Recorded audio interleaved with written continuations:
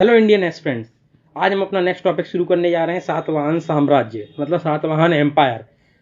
इस पीपीटी को मैंने आप सभी लोगों के लिए हिंदी और इंग्लिश दोनों में बनाया है।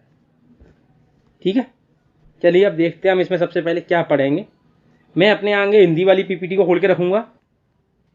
चलिए देखते हैं हम इसमें क्या क्या पढ़ेंगे। हम पढ़ेंगे परिचय, इंट्रोडक्शन, उसके बाद पढ़ेंगे महान शासक, ग्रेट रूलर, उसके बाद प्रशासन, एडमिनिस्ट्रेशन, उसके बाद अर्थव्यवस्था, इकोनॉमी। चलिए हम स्टार्ट करते हैं। सातवाहन साम्राज्य। सातवाहन लोगों का शासन किस क्षेत्र में था? इस डायग्राम की फिगर है, इसमें देख सकते हैं जो दक्कन का एरिया है, जिसमें आपका महाराष्ट्र आ रहा है, कर्नाटका आ रहा है, आंध्र प्रदेश आ रहा है, कुछ क्षेत्र यहाँ तक कि मध्य प्रदेश का भी आता है, मध्य प्रदेश का भी कुछ क्षेत्र आ जाता है, वहां तक इनका साम्राज्य फैला हुआ था। इसके संस्थापक कौन थे? शिमुका। शिमुका इसके संस्थापक थे। और कब से कई सारे इतिहासकारों का इसमें मतभेद है, लेकिन जो एक माना गया मत है उसके अनुसार 230 बीसी से सातवाहन साम्राज्य का आरंभ हुआ है। मैं आपको क्या बताऊं, मेरा घर एकदम रोड से लगा हुआ है, इसलिए इसमें ऑल द टाइम व्हीलर निकलते ही रहते हैं। अब मैं कितना भी नॉइस को रिड्यूस कर दूं, बट होती ही नहीं है वो उस तरीके से। प्लीज़ आप लोग कोऑपरेट करें मेरे साथ। चलिए आगे बढ़ते हैं अपन। इसका जो ग्रेट रूलर है उसके बारे में पढ़ते हैं, गौतमीपुत्र सतकर्णी के बारे में। इंग्लिश में भी है, हिंदी में भी है। ठीक है, पहला पॉइंट क्या लिखा है उसको देखें।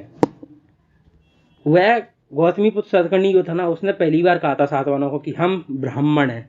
उसने खुद को ब्राह्मण बताया था और उसने कई शक शासकों को हराया था, जिसका नाम नीचे आएगा। नहापान जो शक शासक था उसको हराया था, जो मैंने आपको पिछले वीडियो में बताया होगा। ऊपर जो आई बटन है उसमें आपको वाली वीडियो दिख जाएगी मेरी, इंडो ग्रीक शक पार्थियनशाली, उसमें मैंने बताया, देख लीजिएगा। ओके, उसने शक शासक को हराया था, कई क्षत्रिय शासकों को भी उसने नष्ट कर दिया था, इसलिए उसे कई बार क्षत्रिय संहारक भी कह देते हैं, जैसे परशुराम जी को कहते हैं।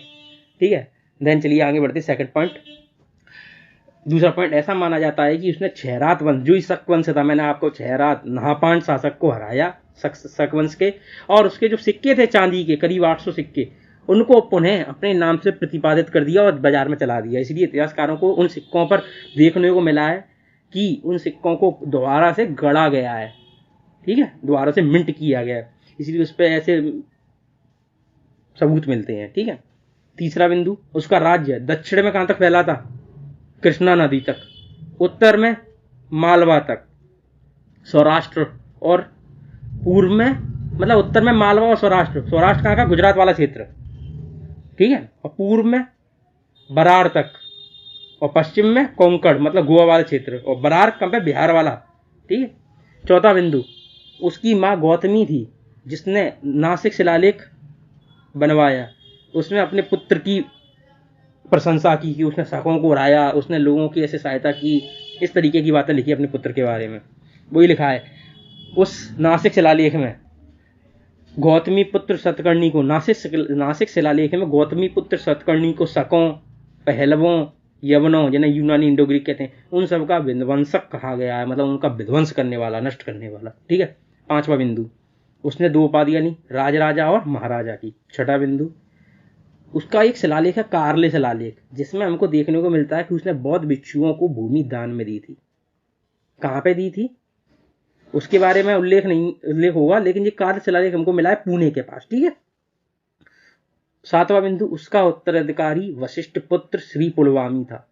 ठीक है, जो इंपोर्टेंट बिंदु है मैंने आपके लिए ब्लू हाईलाइट कर दिए। ठीक है, इंग्लिश में पढ़ना इंग्लिश में पढ़ लेंगे, ये इंग्लिश में पूरा लिखा। अपन चलते हैं सातवाहन साम्राज्य का प्रशासन देखते हैं, एडमिनिस्ट्रेशन। सबसे ऊपर साम्राज्य था जिसका हेड कौन होता था? किंग। उसके नीचे साम्राज्य को कुछ भागों में बांटा गया था, जिनको आहार कहते थे। आहार, इन आहार का हेड होता था अमात्य। ठीक है, और उन आहारों को भी कुछ भागों में बांटा गया था, उनको कहा गया था ग्राम, जिसका हेड होता था ग्रामिका। ठीक है, इस तरीके से आप समझिए, सबसे लोअर पॉइंट है ग्राम, उसके ऊपर आहार, उसके ऊपर साम्राज्य। ठीक है, और कई इतिहासकारों का ऐसा कहना है, इन्होंने जो पूरी पॉलिसी मौर्य द्वारा अपनाई जा रही थी उसी को अपना लिया था, उसी एडमिनिस्ट्रेशन को। बस मौर्यंस का केंद्रीकरण बहुत ज्यादा था, इनका केंद्रीकरण थोड़ा कम हो गया था। ठीक है, प्रशासन में। इसके बाद बढ़ते हैं मांगे, आ जाते हैं अपन यहाँ पे अर्थव्यवस्था पर।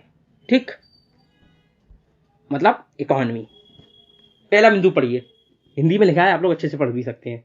सातवाहन ने कृषि के गहनीकरण, एवं अन्य वस्तुओं के उत्पादन में वृद्धि और भारतीय उपमहाद्वीप के भीतर और बाहर व्यापार के माध्यम से अधिक विस्तार में भाग लिया। उन्होंने कृषि का गहनीकरण किया। गहनीकरण का मतलब होता है इंटेंसिफिकेशन, मतलब कृषि का विस्तार कर देना, बढ़ा दिया उन्होंने कृषि को, प्रोडक्शन उसका इंक्रीज कर दिया। और कई सारी जो अन्य प्रोडक्ट्स थे, अन्य प्रोडक्ट्स, कंज्यूमिंग प्रोडक्ट्स होते हैं, कई सारे खिलौने होते हैं, इस तरीके जो प्रोडक्ट्स है ना, उनका भी प्रोडक्शन इंक्रीज कर दिया। इसके चलते उन्होंने अपना जो व्यापार था ना केवल डोमेस्टिक मतलब भारत के अंदर, बल्कि इंटरनेशनली भी अपने व्यापार को बढ़ाया। दूसरा बिंदु देखिए क्या कहता है कि सातवाहन काल के दौरान जो उपजाऊ क्षेत्र, फर्टाइल जो क्षेत्र था ना, नदियों के किनारे फर्टाइल क्षेत्र हो जाता है क्योंकि नदियां डिपोजिशन करती हैं कई सारे मिट्टी का, पत्थर का, इसलिए वहां पर फर्टाइल क्षेत्र हो जाता है।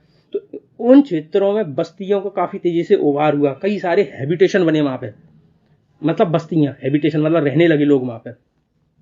क्यों?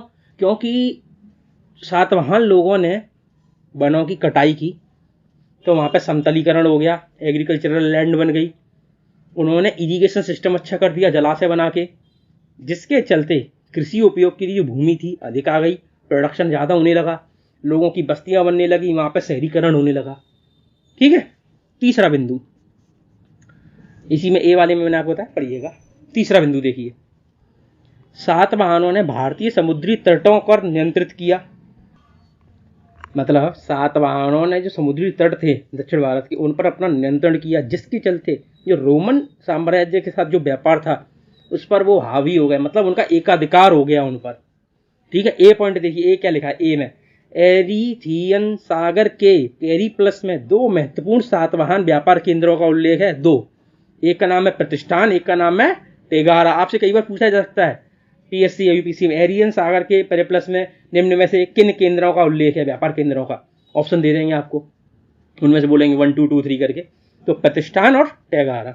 बी बोलता है अन्य महत्वपूर्ण शहरी केंद्र कौन से थे, कोंडापुर, बनवासी, माधवपुर भी इसमें शामिल थे। ठीक है। इस तरीके से आप नीचे देखिए, ये इंग्लिश में लिखा है, आप इंग्लिश में भी इसको देख सकते हैं। मैं आप बस ये आपका चैप्टर खत्म होता है। आप लोगों के यहाँ पे सातवाहन काल, अब आप सोच रहे हैं उनका आर्ट एंड कल्चर वगैरह, ये मैं आर्ट एंड कल्चर मौर्य का, इनका, ये सारा मैं एक पूरी वीडियो बनाऊंगा जिसमें पूरा एंशिएंट इंडिया का जो आर्ट एंड कल्चर है उसको आपके लिए कर दूंगा एक ही वीडियो में, आर्ट कल्चर लिटरेचर। इसलिए अभी अपन तेजी से बढ़ते हुए अभी अपन मेडाइवल पर पहुंचेंगे, फिर मॉडर्न, उसके बाद अपन वर्ल्ड हिस्ट्री का जो नॉर्मल टॉपिक है वो सब देखेंगे, एमपीपीएससी के हिसाब से और यूपी पीसीएस के हिसाब से, बीपीएससी के हिसाब से, यूपीएससी के हिसाब से पूरा, क्योंकि सेम ही रहता, ज़्यादा अंतर नहीं जाता। सो आप लोगों का मेरी वीडियो देखने के धन्यवाद। आप लोग प्लीज़ इस वीडियो को ज़्यादा से ज़्यादा शेयर करें, जिससे मेरा चैनल मोनेटाइज हो सके, और ज़्यादा से ज़्यादा मेरे चैनल को सब्सक्राइब कराने की कोशिश करें, अपने फ्रेंड्स से कहें कि एक अच्छा चैनल है, इसको सब्सक्राइब करना। आपको इस पर करंट की वीडियो मिलेंगी। मैं कोई कंट्रोवर्सी वाली बातें नहीं करता हूँ कभी भी, क्योंकि मेरे को उसमें मजा नहीं आता। बस शुरुआत में जो कंट्रोवर्सी हुई है उसको बताइए, उसके बाद जो उसका टॉपिक यूपीएससी से क्या संबंधित है, या एसएससी से क्या संबंधित है, कहाँ पे क्या आ सकता है। जैसे पिछले टॉपिक में आपने देखा होगा जब सुप्रीम कोर्ट ने कमेंट किया था इलेक्शन कमीशन ऑफ इंडिया पर, तो मैंने कंट्रोवर्सी आपको बताई शुरुआत में क्या हुई है, इलेक्शन कमीशन के ऊपर क्या कमेंट किया गया, लेकिन उसके बाद मैंने आपको बताया सुप्रीम कोर्ट के बारे में, इलेक्शन कमीशन के बारे में। इसी तरीके से मैं अपनी वीडियो रखता हूँ पूरी, उसमें बताता हूँ कि क्या आपके लिए महत्वपूर्ण है, इंपॉर्टेंट है। Okay, thank you for seeing this video, thank you very much.